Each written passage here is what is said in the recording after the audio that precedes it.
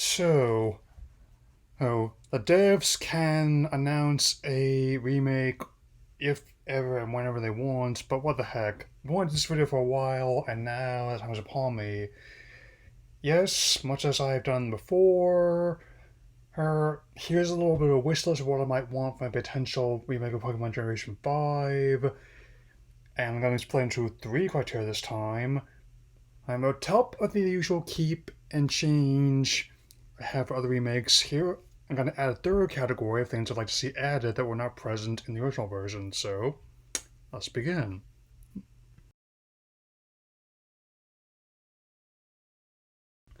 I thought I would get the obvious this part I want to keep out of the way first, given how the soundtrack of the Generation 5 title still made some of the best use of the Nintendo DS sound font I've ever heard, which is definitely very much evident, and people play the games at the time and still enjoy them now. And then many remixes, even of modern games, on the sound font. So much like with BDSP, even though some people split on that game, not only did they do a good job of remixing the DS tracks, even unlock the original soundtrack in as an extra feature, and I really hope they keep that retained as well. And I think the next two things I want to see kept should also be fairly easy to parse given the circumstances. Yeah.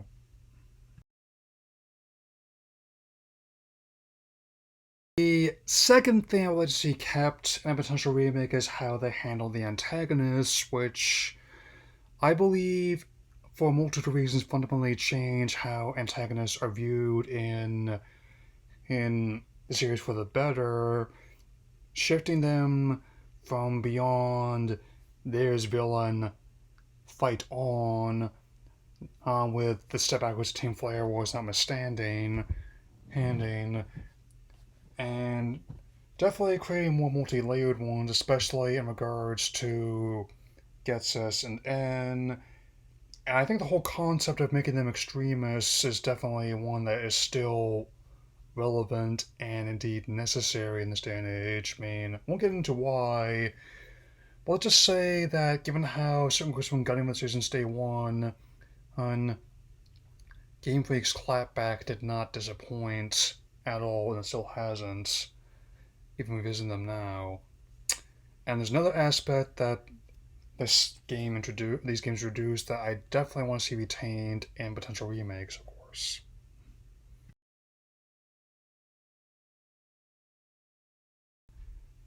This these games are just a recurring feature or that would go on to be a fixture of the series for a while, and I think it's about the right time to bring back, especially with more recent titles embracing this kind of gameplay concept throughout the entire game. A non-linear Elite Four challenge, so you can face the unit Elite Four in you want to before you face a champion. Marshall, Caitlyn, Chantal, and Grimsley, which is similar to how a lot of Mega Man games approach one. You can do the boss in order you want, and some people have preferred orders, and I definitely could imagine these characters being done justice, and even with when I got to get into the changes, I think trying to quote unquote remove any trace of difficulty, especially given the people who are making it Yokohama, is borderline Professor Membrane, not scientifically possible. Yeah.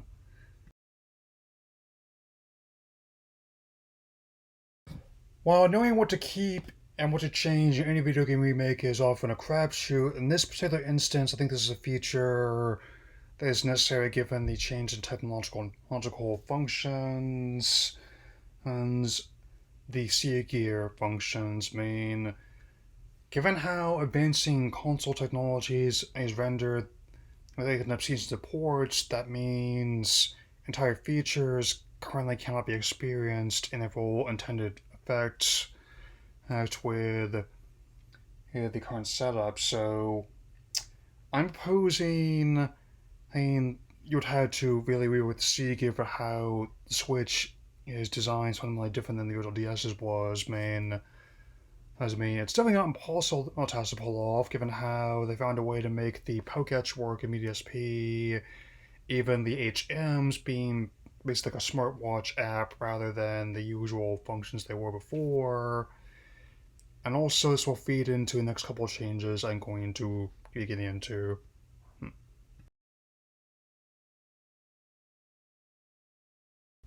Much as I love these games, even I will acknowledge how some people have issues with the progression, even if I personally do not agree entirely with it. I mean, so if there are ways of speeding it up a bit, then it's definitely not something I would object to. I mean, the reason why, again, using BDSP as a yardstick, why I did not mind at all. One of the things I did add was that it no longer takes forever in a day to save your game when you use a PC anymore.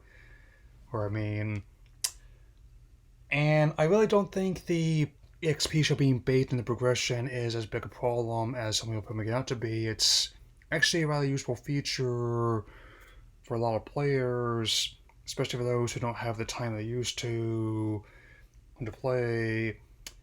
Actually makes it easier for me to farm XP in certain areas as well. I mean, if I need to level up a monster or evolve someone to fill space in my Pokedex.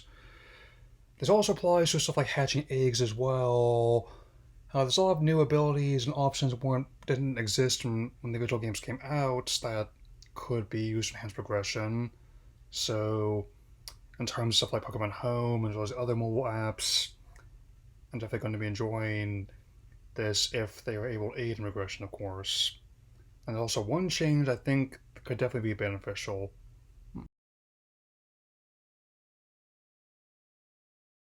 This also ties in the previous 2 points and also necessary, changing how special events work, especially in terms of monsters. Like their entire ones I did not get access as to because I couldn't get transported to some of the locations where they were being distributed, and even more so that some of the places are now defunct, or at the very least, not in any way near the capacity they once were. And then age where it's easier just to get a code online or the store to punch in, or even just like having one button clicked on your console to show you the monster or other bonus towards you. I definitely could see this feature being changed up in that fashion with Remake, and now onto whole new editions for these proposed versions.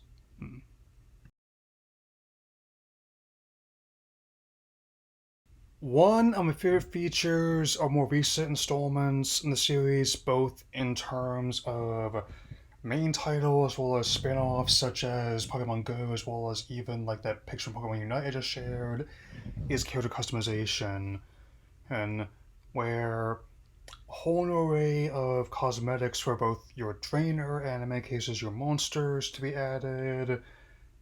So whether you're into the designs of the first set of Black and White games or their sequels, I think adding the ability to customize your character as well as their appearance could open a whole new amount of windows for the series, as it has for the other ones, which will also tie into other features I could see being added to these potential remakes.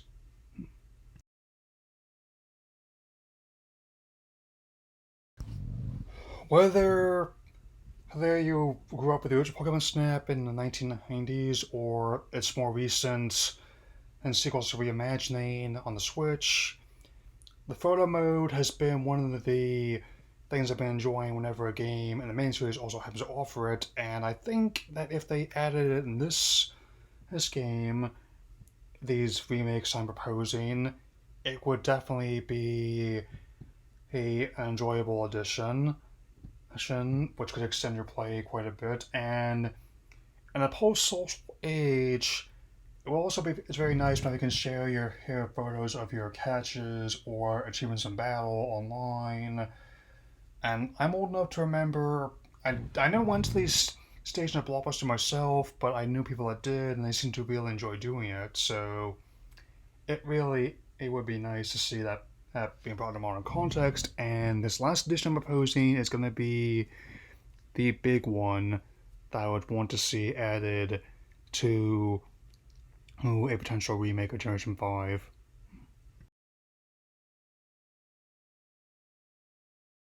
A lot of people want things to go back to the way they were, but I know the truth. There is no going back. Things have, the release of other titles have changed things forever, and the success of Scarlet Violet 22 million copies, Legends Arceus with over 14 million within striking distance of outselling Brand Down Shining Pearl. I definitely think that by design, Unova being influenced by New York, like other games have been, would benefit greatly from an open world setting or open world elements, given how the city has been the setting or has influenced the setting of many other titles in this genre.